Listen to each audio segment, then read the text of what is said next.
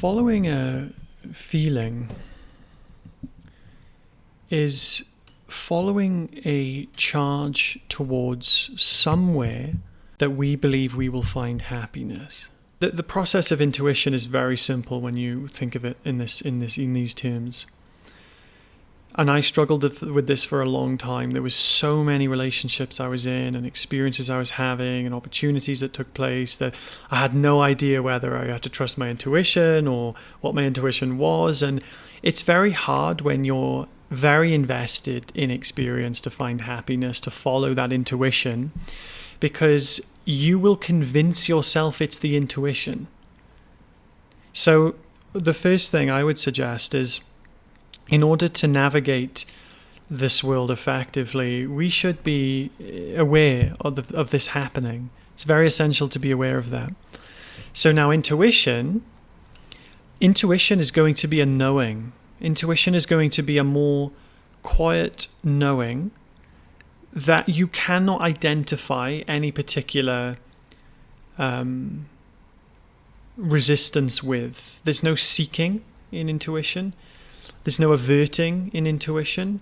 Intuition is a direction. It's a signpost. It's a subtle whisper of the next step. It's not this screaming emotion that's telling you to do something.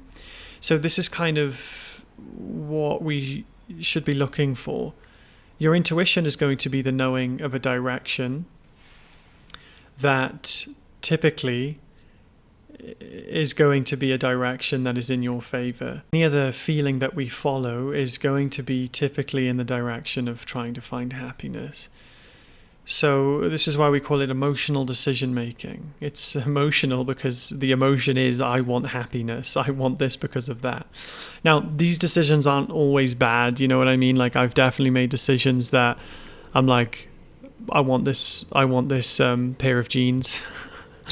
You know, I'm not really trying to find happiness in it, but I love the jeans, you know what I mean? Or whatever, the shirt or whatever it might be. Like, I do love clothes, but it's not my vehicle of happiness. I don't do it because I'm sad. I don't do it because I want to fulfill myself. I do it just because I like it. You know what I mean? These are okay, but we're talking more serious things here. Like, do I stay in this relationship? Do I leave the relationship?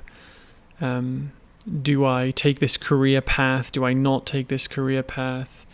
The best way to navigate that experience is to recognize from the place that your happiness is coming and make a decision based on that. So we can do that now. We can go into our being. We can recognize that happiness is the nature of what I am. It's the nature of my being, and my being is pristine. No resistance takes place there. It allows all things to take place and rejects nothing. Based on that, what decision would I make? What decision makes sense? What is being spoken to me that is not screaming at me? And what decision is being made without the need to find happiness in it? And that would be the decision. And even if you get it wrong, just by intention, by nature of doing that, you will never be in the wrong place, because the intention is everything.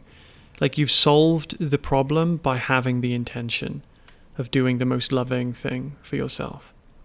That's it. The intention is already set. If you have that genuine attitude and intention, it pretty much doesn't really matter what decision that you make. You see?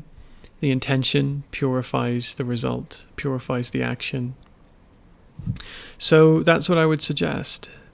Following your intuition, ask yourself the question, is my happiness dependent on the result? Am I making this decision on behalf of fulfilling myself? If you are, then I would come back into your being, recognize the place from which happiness emulates, then come back to the decision. And if you still want to make the decision, then make it. If you don't, then perfect. But ultimately, the intention purifies the action and the result. This was a question from Rob, who is a valued member of the community. If you'd like to join, the link is in the description. I'd love to see you there. Take care.